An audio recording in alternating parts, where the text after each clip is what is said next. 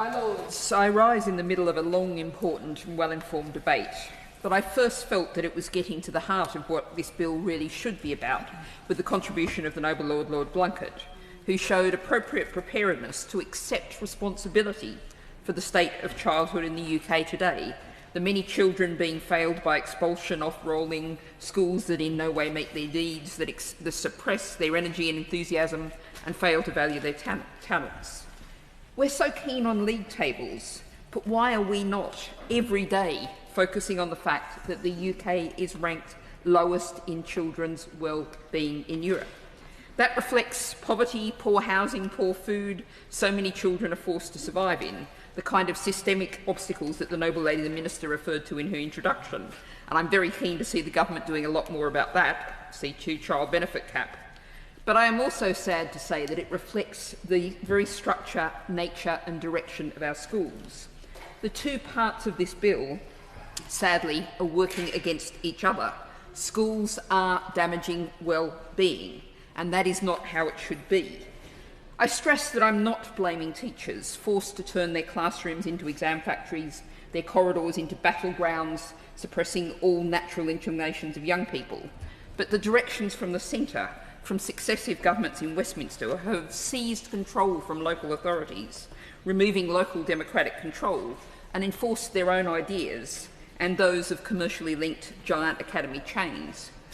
I focus briefly on one school, South Church High School in Southend-on-Sea.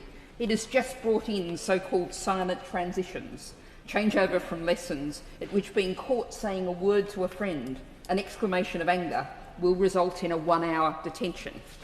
One parent of a neurodivergent child shared how impossible it would be for his son to cope with the rule, reflecting points raised by the noble Lord Addington. Parents are horrified. 500 people have signed a petition. The local Labour Council cabinet member has expressed concern. But schools are not under local democratic control, as the noble Lord Baker of Dorking highlighted. All parents can do is vote by walking away with their children, as so many parents I've met have been forced to do. Now, the final part of my speech will be in the form of a list, issues to which we Greens expect to return at committee, reflecting some of the issues raised by our honourable friends in the other place and adding a few more. First, my noble friend Baroness Jones of Moulsecoomb, who cannot be here today, will be dealing with the grave concerns many home-educating parents have about the bill, drawing on her personal experience. I'll be putting a particular focus, building on a work that I did when very new to this House in the Domestic Abuse Bill, on extending to children in England the same protection from assault that children in Scotland and Wales have enjoyed, the so-called smacking ban that is surely long overdue. Reflecting my membership of the All-Party Parliamentary Group for Households in Temporary Accommodation, I'll be calling for a duty on local authorities to notify their school and GP about the circumstances of children so placed. We Greens may find common cause with the Liberal Democrats in an effort to extend free school lunches to all primary school children. I'll be supporting a number of local lords who've already indicated plans to table an amendment to introduce a national program to regularly measure and report on mental health and wellbeing of children and young people in schools. And I will be seeking to establish a right to nature for children, something to both help their wellbeing and their education. And my final point is something new. I was horrified to learn soon after I came into your Lordship's house that there was still Afro hair discrimination in our society and in our schools.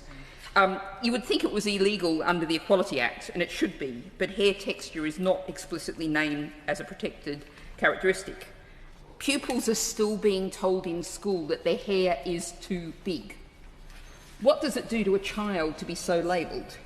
It's one example of the way in which echoes of the genocidal, ecocidal British Empire continue in the attitudes too many young people encounter in our schools today. Getting free of that imperial past and so many inherited Victorian-era ideas about how schools should be is central to building a healthy future for our children.